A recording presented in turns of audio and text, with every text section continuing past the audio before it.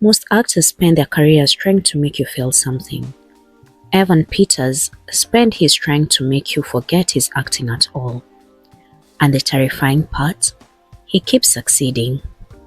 Evan Thomas Peters was born on January 20th, 1987 in St. Louis, Missouri, raised in the quiet suburb of Baldwin in a Catholic household.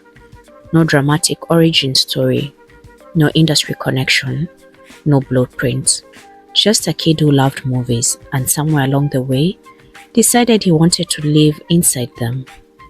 When his family relocated to Michigan, a teenage Evan started modeling and studied acting at the Flint Youth Theaters. His parents gave him 1 year to prove he was serious. He was. At 15 years, he moved to Los Angeles with his mother to pursue his career. Not after graduating, not after college. At 15, he briefly attended Bamberg High School before switching to homeschooling to keep up with the auditions. And at his second ever audition, he landed the leading role in Clipping Adam, winning Best Breakthrough Performance at the Phoenix Film Festival. The kid from Missouri was just getting started. For years, the work was steady but unspectacular. Commercials, guest spots, small television roles. He appeared on One Tree Hill, Criminal Minds, The Office, and The Mentalist. Always present, never quite the name people remembered. But in 2010, something shifted. He appeared in Kick-Ass, his first taste of real studio film audience. And then, Ryan Murphy called. 2011, American Horror Story Season 1. He was the cast at Tete Lagdon, the ghost of a troubled, violent, deeply disturbed teenager haunting a Los Angeles murder house. It should have been a contained performance, a supporting role in a horror show. Instead, it became a cultural moment. Audiences didn't just watch Tate, they were obsessed with him. The darkness, the vulnerability, the way Evan Peters made you feel sympathy for someone you absolutely shouldn't. That's not technique, that's rare. What followed was nearly a decade of reinvention. Over 10 episodes of American Horror Story.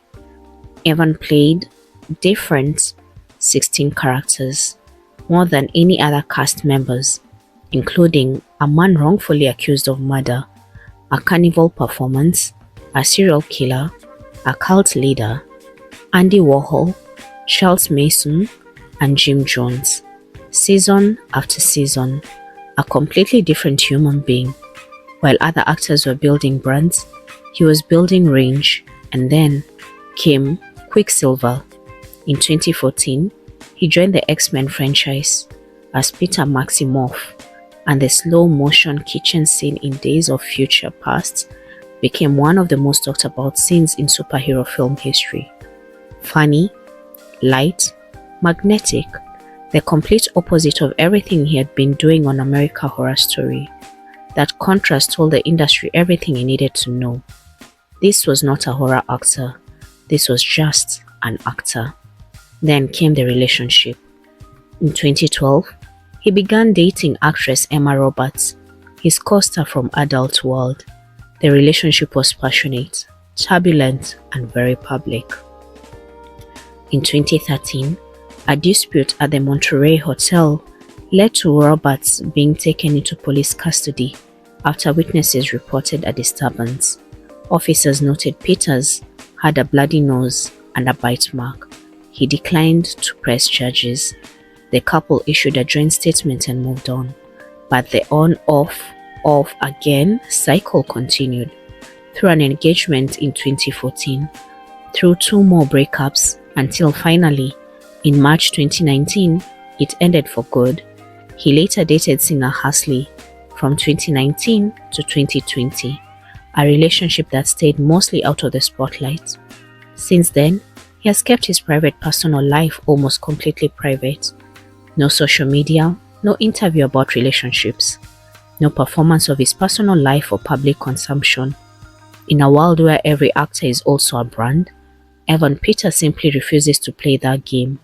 Then came 2021 and everything changed again. He starred opposite Kane Winslet in HBO's Mare of Easttown, playing Detective Colin Zabel with a warmth and understanding humanity that completely reframed how Hollywood saw him. He won the Primetime Emmy Award for Outstanding Supporting Actor, his first Emmy after 20 years, but it wasn't done because then came Dahmer.